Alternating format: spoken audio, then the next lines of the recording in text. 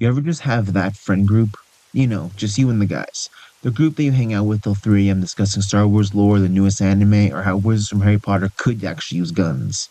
Those are the best type of friends. But every group eventually does grow apart. From one friend making a decision they can no longer support, to everyone going through so much on their own, to one person no longer being able to make the next D&D game, or the one after that.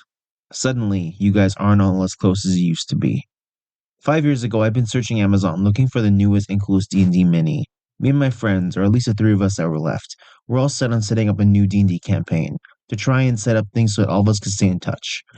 And with me as DM, I wanted to create the perfect D&D game for my friends. So I started looking for demon models, as, ironically, my homebrew setting was actually inspired by Warhammer Fantasy. While I was searching, I eventually came up to probably the coolest set of models I've ever seen, the Thousand Suns Combat Patrol. There were just something about these guys in magical heavy armor wielding miniguns, flamethrowers, standing beside a fat wizard, and a pack of Baphomets armed with chainsaw swords. It was probably the most metal thing I've ever seen in my life. I then proceeded to buy those models without consulting my at the time girlfriend.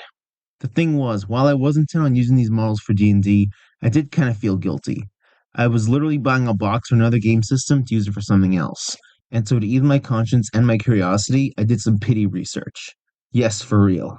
I of course started with the Thousand Sons lore, learning about how Magnus did nothing wrong and all the magics of the war. The Thousand Sons and Magnus were probably the best faction I could have learned about first. From my obsession with Egyptian culture and magic to characters being forced to do the wrong thing for the right reason. Magnus is all of those rolled into one giant red man, and speaking as a fellow red man, I can appreciate the representation. Though the Dark Angels and Lion would eventually steal the title from my favorite faction, especially when it came to their OG history and the intense indigenous culture they had going on. Plus, Lion is definitely on the spectrum. So once again, representation for the win.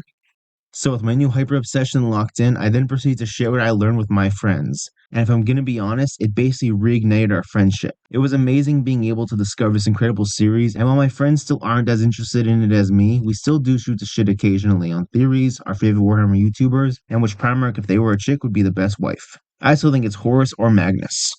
Naturally, my love for Warhammer didn't stop at reading the wikis or watching YouTubers.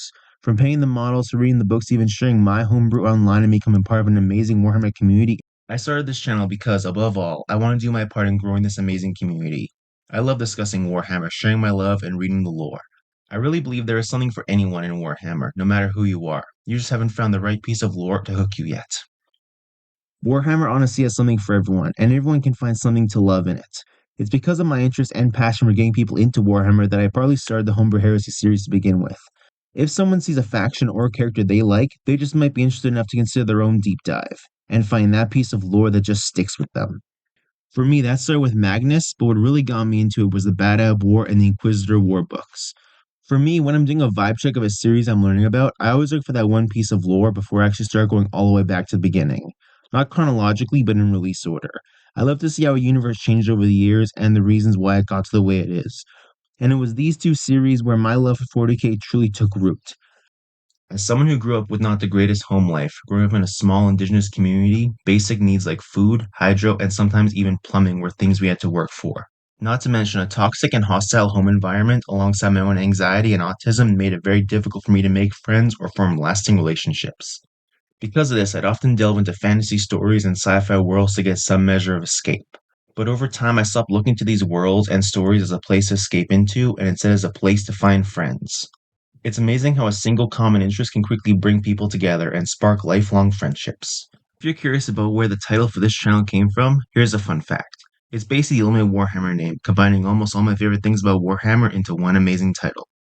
First off, it combines the title of Everqueen, which is a position of high authority in the High Elves of Uthwan in Warhammer Fantasy, alongside adding the princely aspect of the Dark Angels.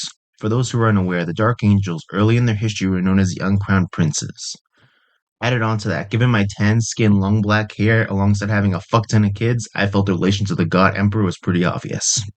It has been such an incredible experience and a pleasure all the way through to share what this community and this universe has been able to give to me. My hope is that one day my videos will be someone else's first introduction to Warhammer, and be the reason they themselves consider doing their own deep dive.